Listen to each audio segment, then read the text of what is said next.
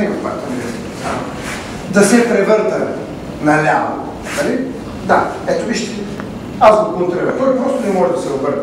Виждате ли, с това може да закача. Нали виждате кръка как съм го качил? Натискам и започвам да залъгвам, като хващам долния ревер. Вижте, изправи се горе за мен. Виждате ли всички? Елате да видите. Елате отсам малко. Вижте моята ръка как я хващам. Виждате ли ревера, който хващам? Вдигни се за да видите. Ето, вижте. Хващам го долу, под него.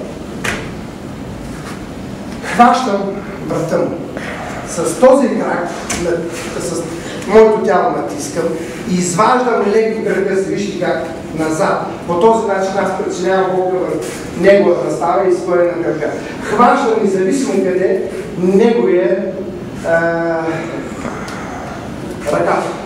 Тук ли ще бъде долу или по-добре е долу. С този крак аз подпирам. Виждате, за да не може той повиши пак да се обръща наляво и да някъде да мърда, да не може да ме преобърне. Контролирам. И сега, едновременно,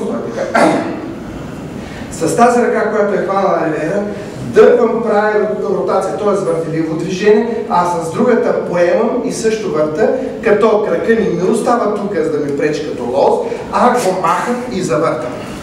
Ето какво е положението. Легнал съм и натискам отгоре. Хванал съм. Издърпвам, вижте, издърпвам насам и върта тялото му. От тук, както е, аз бутам ръката му, лягам отгоре като хамишил, гътаме върху него и задържам.